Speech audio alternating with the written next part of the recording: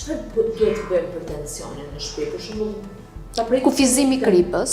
Kufizimi i kripës, sepse kripa është një kontribut shumë i rëndësishëm, dhe shtimi i aktivitetit fizik, mirë menaxhimi i stresit, një gjumë i shëndetshëm, se dhe çrregullimet e gjumit ndikojnë në rritjen e tensionit. Të gjithë faktorët që ndikojnë te tensioni ne duhet t'i reduktojmë. Heqjen e duhanit, të alkoolit, mbajtjen në kontroll të yndyrnave, janë të gjitha të quajmë faktor të modifikueshëm. Nëse ne ua presim rrugën, minimizojmë rrezikun për një sëmundje kardiovaskulare, sepse rreziku ndahet në risk të ulët, risk të mesëm, të lartë dhe shumë të lartë. Dhe gjithë qëllimi ynë është që personat që vizitohen tek kardiologu ti drejtojmë drejt riskut të ulët. Ato që janë në risk të mesëm, ti çojmë drejt riskut të ulët. Ato që janë në risk të lartë dhe shumë të lartë, ti drejtojmë, ti ulim një shkallë, sepse ulja e shkallës na vonon shfaqjen e një problemi në dekadat që vinë. Por kjo bëhet në bashkëpunim dhe me individin.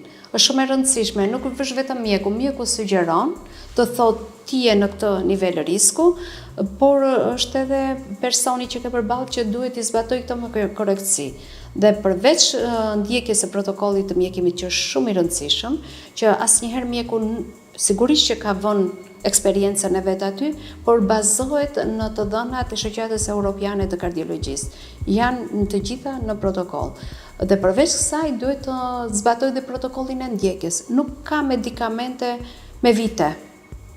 Problemi tjetër që ne hasim me njerëzit është që vinë te kardiologu një herë në 5 vjet, një herë në 7 vjet, se këtë mjekim më ke dhënë, janë minimalisht një i smur. Me risk të ulët duhet të vite specialisti një herë në 2 vjet, një herë në vit ose një herë në 2 vjet, kur ka risk të ulët. Pastaj personat me risk të mesëm të lartë duhet bëjnë ndoshta edhe 2 kontrolle në vit.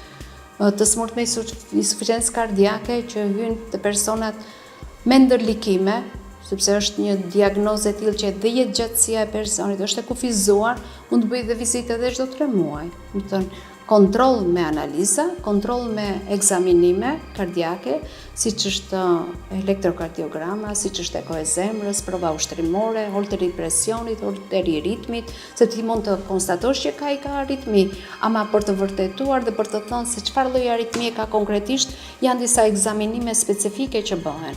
Prandaj është një lidhje e ngushtë midis mjekut edhe individit që kërkon të mbrojë shëndetin e vet. Nuk besoj se ka shtëpi në Shqipëri që nuk ka një aparat tensioni.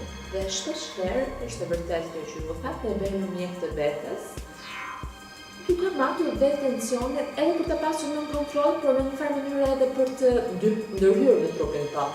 Sa shpesh duhet ta masim tensionin?